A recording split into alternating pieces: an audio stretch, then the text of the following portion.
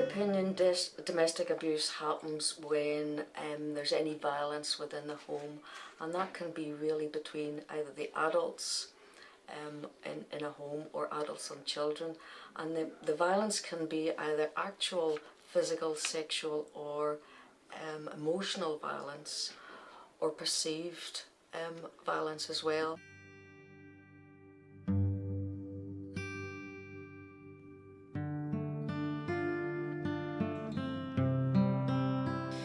Strathclyde Police uniform officers usually would attend an incident of domestic abuse, at which time statements are taken. Every incident that is reported to the police then is put on the system, and details of which are sent to various departments, one of which being the Domestic Abuse Unit, which is the department I work in. We trawl through incidents every day, contact victims, and then we signpost them to relevant agencies where we think they can get the necessary report.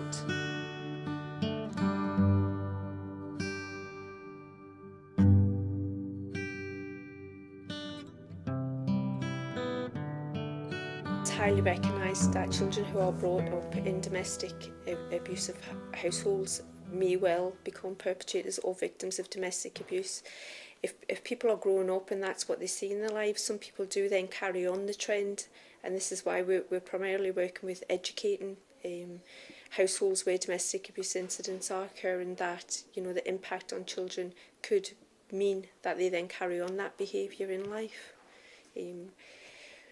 Definitely, whether it would happen to a person or not, I think it's individual choice as you're growing up, but yeah, there will be certain characteristics that are carried on by children, because that is what they know.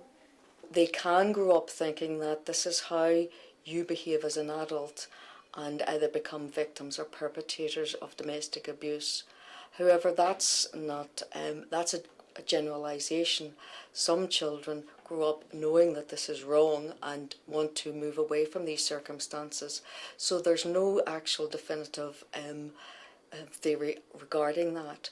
Measures put in place to stop the cycle of abuse are primarily educational. A lot of the work is done by Women's Aid, who have children's support workers who work with children who have been witnesses to or in households where domestic abuse is taking place. Part of the role of the Domestic Abuse Unit officers is to signpost victims to agencies where they can get the relevant help, and to try and break that cycle, educate them in what is domestic abuse and what sort of behaviours can affect other people. We also work with perpetrators as well to try and highlight to them the effects that the abuse is having, and to try and break the cycle with them, working with them, trying to get them to engage with partner agencies. Our organisation has looked at the impact on domestic abuse on children, and how then we need to have better outcomes for those children. We look at the adult's behaviour and try and engage with both adults if that's appropriate. We work with victims and we work with children together in terms of what they think they should have. So there are many options available for the children. Both children want to have their lives happy and safe, and if they want both parents to in their lives, we need to work with them to make things better for children.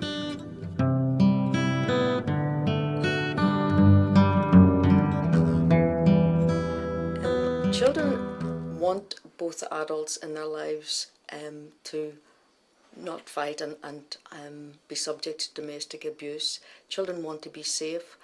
So one of the things we have looked at is not only removing children from a domestic abuse situation, but actually working with both adults in their lives. There are many options available to perpetrators and suspects of domestic abuse, but what we look at is how we can achieve better outcomes for children.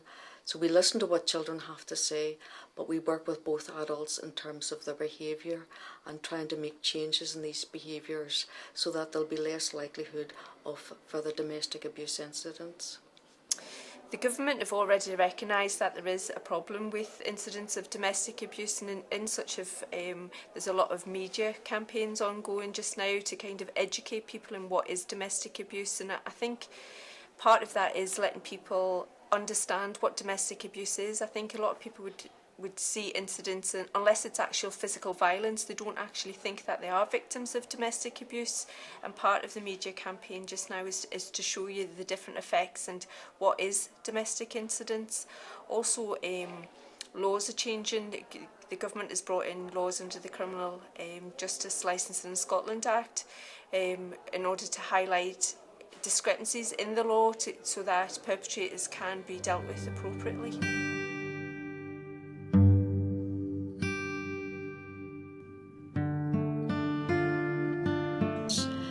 There's certainly areas where increases the risk of domestic abuse in families, such as poverty, stress, alcohol and substance misuse, and areas of deprivation.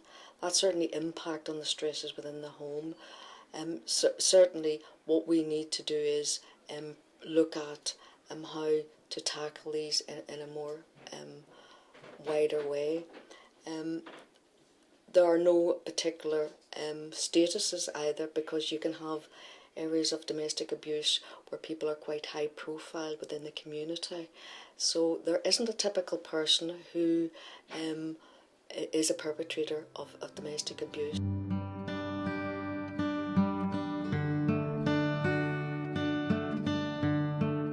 Some of the reasons are shame, and some other reasons are in terms of fear of reprisals.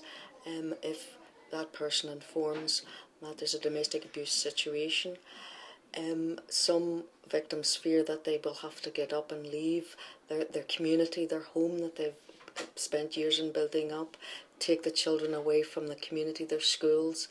So there's a lot of upheaval. There could be a financial implication for victims of domestic abuse. The trends in domestic abuse at present, or impact factors, would be alcohol and the current economic climate. A lot of households are suffering a lot of stress due to the loss of jobs, the price rises and everything just now, and that's putting a lot of burden onto families, as well as alcohol is easily accessible now, whereas before it probably wasn't as easy accessible. The current trends in domestic abuse indicate that victims are more able to contact and more readily able to contact the police to allege an incident. However, they're less likely to follow that up in terms of following on for a conviction and making a complaint. Also, we're now finding that there are more male victims of domestic abuse, where females are obviously the perpetrators. So that's also interesting. Certainly we're finding that there are a lot of cultural issues, particularly when for some Polish families or Asian minority families, and obviously there are other families of culture and origin, that there are cultural issues that we also have to deal with.